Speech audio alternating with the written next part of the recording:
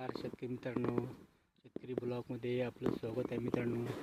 तर आपण 15-20 दिवसपूर्वी लागवड केलेली कांदा, तर पाहू शकता तुम्ही पूर्णपणे डायरेक्ट उभा राहून गेलेला कांदा.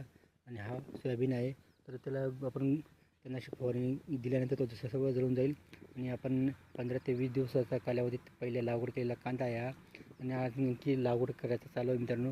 कारण 15 ते 20 दिवसापूर्वीचं लेट रोप पण आहे आपल्याकडे. 2 प्रकारचं रोप आहे. म्हणजे पहिले लेट होतं, पहिले आणखी मागून होतं. म्हणजे असे 2 टप्प्याने रोप टाकलं होतं, म्हणून ते आपल्याला थोडंसं मागं पुढं झालेलं आहे. म्हणून आपल्याला कांदा लागवड एक कठीणही होते, मागं पुढं होते मित्रांनो. म्हणून हे पहिले लागवड केलेले कांदे आहेत, तुम्ही पाहू शकता पूर्णपणे चांगले झालेले आहे मित्रांनो.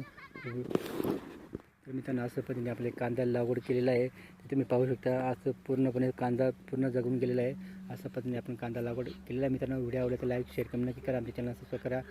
जय जवान जय किसान मित्रांनो. कांदा बागायतदार शेतकरी आपण पाहू शकता.